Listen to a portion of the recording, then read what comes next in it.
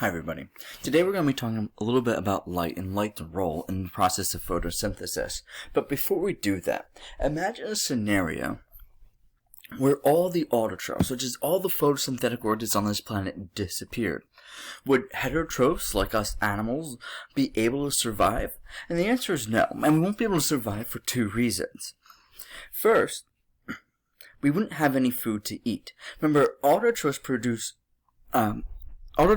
food, glucose, which is broken down into energy, ATP, alright? So they make their own glucose. We can't make our own glucose. We have to get glucose by consuming plants, right? And taking the glucose that they created through the process of photosynthesis.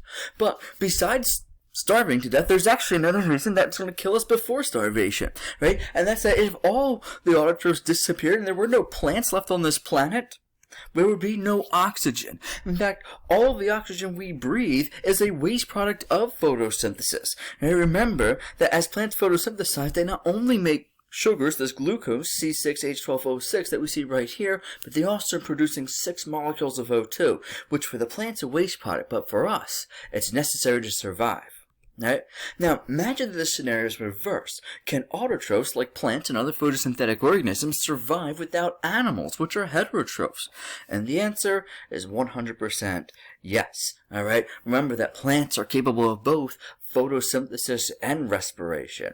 Remember that the whole purpose of photosynthesis is to store energy. Right? But it would be pointless to store energy if you weren't later able to go back and use that energy. It's like putting money into a bank and not having the ability to take it out and spend it when you actually need it. It doesn't make sense. Right?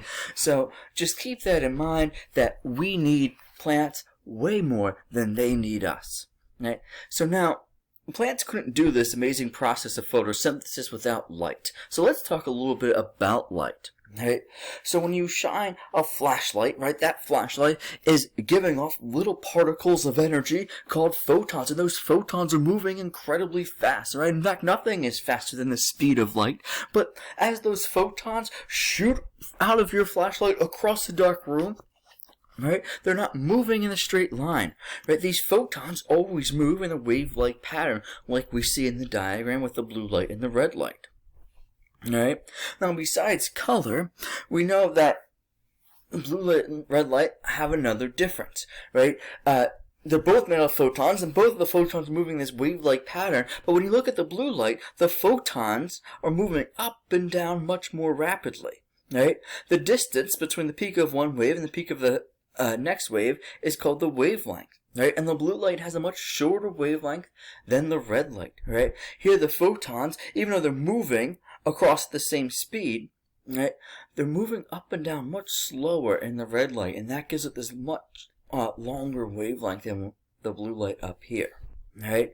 So they're different in color and they're different in wavelength. So in fact, every color of light has their own specific wavelength, right?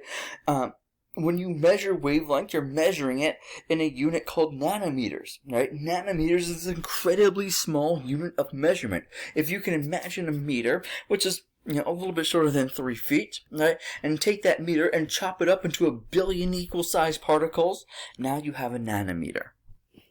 Right? The wavelength of blue light is usually about 450 nanometers long, right?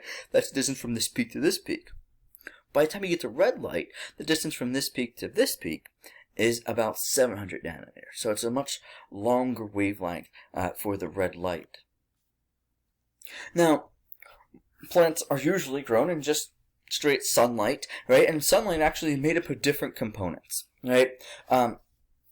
So the first component is white light, right? So when the sun is giving off something called white light, but it's not actually white light. We know this because when you see a rainbow, you see all these different colors that the sun is giving off, right?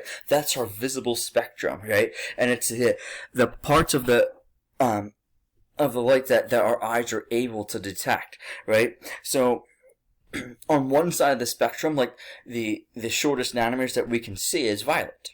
Right, which is about 400 nanometers. Red, right, is the longest wavelength we can see, which is about 700 nanometers. Right, between 500 and 600 nanometers, we have the blues and the greens. Right, above 600, we get into the yellows, and so forth, right? Now, there are lights that have, wavelengths that are shorter than 400, shorter than violet. That's called ultraviolet, right? That's what gives you the sunburn. So light is given off this ultraviolet radiation.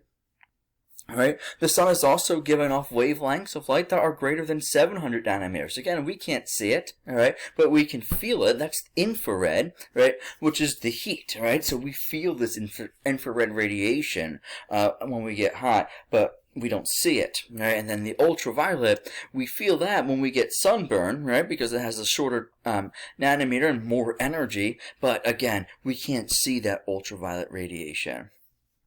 Alright guys, that's it for today's lesson. We'll continue talking about light and pigments tomorrow as well. But thank you. Bye.